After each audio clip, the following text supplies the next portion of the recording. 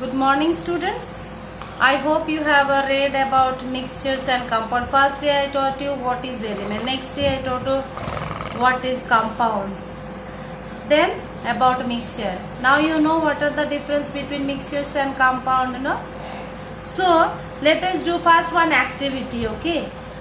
In one bowl we'll take iron and sulfur. Okay, we will grind iron and sulfur and keep in a dish. And in another, what we will do, that mixture, little bit, that part of the mixture we will take in a test tube and we will heat. Alright, we will heat. So what is that in the test tube? In the test tube, iron and sulfur mixture is there. Clear? So when we will heat, after some time we will see that after heating that color has changed to grey color. That means compound is formed. Alright.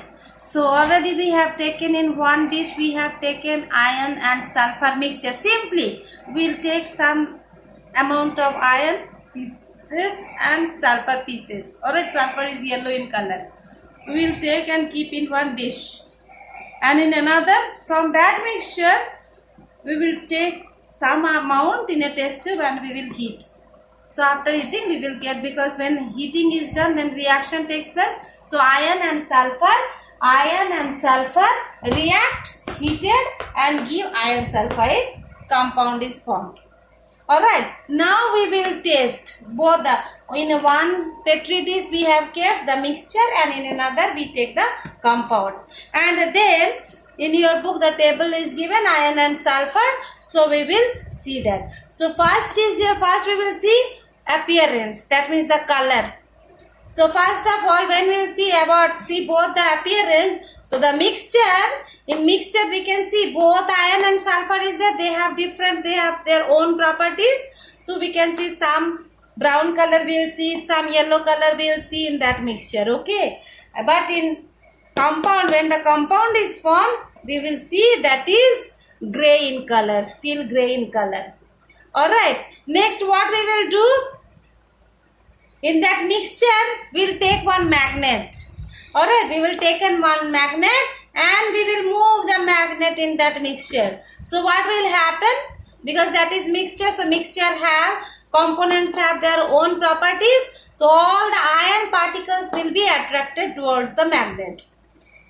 Alright, but in that compound, when we take the magnet to that compound, we will see no reaction takes place because iron sulfide is not magnetic properties. It is not attracted by magnet, so no reaction takes place.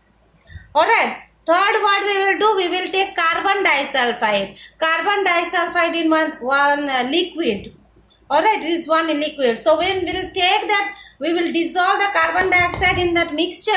What we will see, iron will remain as it is. But what about sulfur? Sulfur will dissolve in that carbon disulfide. Clear? So that sulfur will dissolve in carbon disulfide. So we can separate, because with that filter, if we filter, that sulfur will come with the carbon disulfide, and in that dish, iron will left back. But what about the compound? Iron sulfide is not dissolved in carbon disulfide, so it will remain as it is. Okay. Then fourth is effect of heat. So effect of heat, what does it mean? Once again, that mixture, that means iron and sulfur mixture, we will heat. So after some type of when strong heating takes place, so what will form? Iron and sulfur will react and form iron sulfide. But what will happen if we heat iron sulfide, that compound, if we heat, no reaction takes place. Only what will happen? The compound will go glow. Alright, compound will glow. And when will cool, that compound will come back to its original position. That means once again it will become steel grey in color. Alright, and a fifth is here. Now we will take dilute sulfuric acid. So dilute sulfuric, once again we will pour dilute sulfuric acid in that mixture. So what will happen? Sulfur will remain as a sulfur will not react with dilute sulfuric acid. But iron is there in that mixture. That iron will react with sulfuric acid to form iron sulfide. That means you will see when dilute sulfuric we pour, what happens? One blue color flame will come out, okay, with pop sound. Pop, pop, like that sound you will get. What does it mean? That when it reacts, then hydrogen gas comes out. Due to hydrogen gas, that pop sound comes. And once again, if we take the dilute sulfuric acid in that compound, so what will happen? We will see some smell, rotten egg smell comes. Why? Because when iron sulfide reacts with sulfuric acid, then hydrogen sulfide gas evolves. That is, that gas smell is rotten egg smell. So from this, we can separate, we can distinguish about the properties of mixtures and compounds. Alright, that means in mixture, the components have their own properties. They retain their own properties. But in a compound, when the compound is formed, the components have no properties as such. Okay, the compound shows the totally different property than its components. Clear? So this is all about in your book also it is given. You can see, I don't know in your book which page it is. You open, after this difference between mixture and compound, you see the activities given. Okay, here only this activity only I have explained here. What you see in the activity, iron sulfide, we have taken iron and sulfur, heated, what I have written here. Okay, that activity. And then this point I have discussed, the table it is given about the experiment and observation, and then what inference, what result we get. Okay, that is all about that table given this way. This is about your mixture and compound difference. All right, now today we'll do some separation techniques of mixtures and their compounds. All right, separation techniques. So we will take the mixture. So let us perform some activities. Okay, so first is your sieving. Sieving means what? Sieve, you see, you say this is called sieve. Okay, this is called sieve. What we do with this? We can separate the two solids which have different size. So depending upon the sieve, depending upon the size of the nets, we can separate the components. Okay, so solid mixtures are separated by sieving. Alright, like chaff from grains. Alright, different size of cashew nuts. Clear? Now you see in construction, when construction of building is there, you have seen big nets are there in which the laborers they throw the sand, so that another side of that net, the size of the sand which they need will go another side. So they collect those sand and then they use for the construction. So you see how if I have taken the sand in this sieve, and you see what I am doing, this process is called sieving. This process is called sieving. You see the smaller particles, smaller size of sand has come out of the sieve. Can you see? Different size. You see the smaller size of the sand has come out, and the bigger sands which are there, the big small pebbles are there, they remain in that sieve. That means above the sieve. So what happens? All the impurities which we do not need for construction, they are there in that net, and the pure sand which we need for construction to make the cement for construction we need, that has come out. Okay, so this process is called sieving. Clear? Next is given your filtration. Filtration, what is filtration? You have seen your mummy to make tea. After making tea, what does she do? She takes the tea from the kettle she keeps the tea. Alright, then she filters. So what happens? This is the filter. Okay, this is the, so on filter paper the tea leaves remains, and the filtrate. This is called filtrate, the tea which we drink. Alright, which we drink. So this is the process of filtration. So filtration is the process in which the insoluble particles, that means tea leaves are insoluble, they remain in the filter paper, and the soluble which we need to take, like tea, we take tea, so we drink. Alright, so this process is called filtration. Clear? Next is your third point is given your sedimentation and decantation. What is sedimentation means? Sedimentation, suppose we take sand.